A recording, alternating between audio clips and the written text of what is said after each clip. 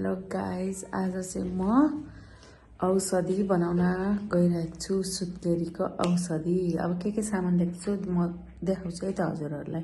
ल्याएको छु यहाँ काजु, यहाँ छगडा, अनि यहाँ नेपाली सुप, हाडे बदाम, दुध, ओखर, नरिवल, घिउ ताजा ताजा। यो मैले फ्राई गर्न चाहिँ बाँकी छ। यो गुँद, यो खुवा, यो सक्खर, यो पत्तिसा, धुलो, यति लिएको छु मैले चाहिँ जम्मा। अब हेर्दै जानु, अरू म फ्राई गरेर पनि देखाउँछु। अहिले घिउ भुट्दैछु। घिउमा बनाउँदैछु सबै ड्राई फ्रुट्सहरू, ड्राई नट्सहरू, अनि यसरी नै काट्ने। त्यो अल्छी पाराले एकै ठाउँ घिउमा ड्राई फ्रुट्सहरू भुट्दैछु। म चाहिँ अब बत्तिसा धुलो हाल्दैछु। दुध उम्ल्यो, त्यही भएर डल्लो पर्छ त। पाक्दैछ है, पाक्दैछ। औषधि उम्लिँदैछ। अब ड्राई फ्रुट्स पनि यसमा म मिसाउँदैछु। अलिअलि डढो क्या हो ड्राई फ्रुट्स। अनि अहिले दुध पुगेन भने फेरि दुध थप्ने। कस्तो हुँदैछ औषधि चाहिँ यस्तो भएको छ।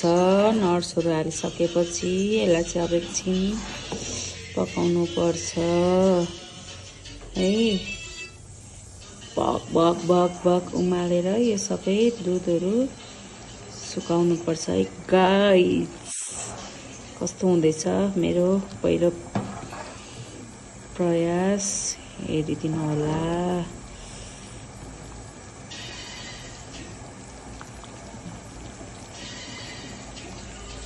ल अहिलेलाई यति नै।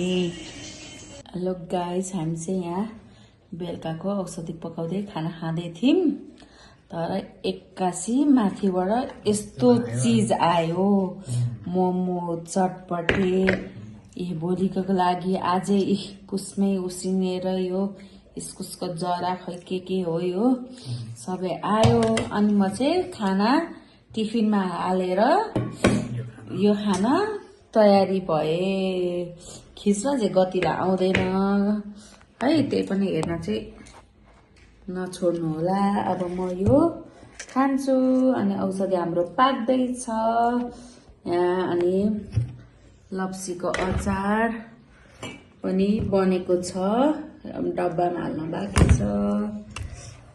यो कराई मात्रै कालो है, फोहोर चाहिँ गरेको होइन फेरि मैले। ल अहिलेलाई यति नै। फाइनल लुक चाहिँ मेरो यस्तो भएको छ। 2 घन्टा चाहिँ भयो होला यो पकाउन थालेको। बल्ल यतिको भयो। अब जम्छ होला भनेर चाहिँ अब छोडिदिएँ। मैले चाहिँ ड्राई फ्रुट्स मिक्सर गरिहालेको थिएँ, त्यही भएर बाक्लो चाहिँ देखेको छैन।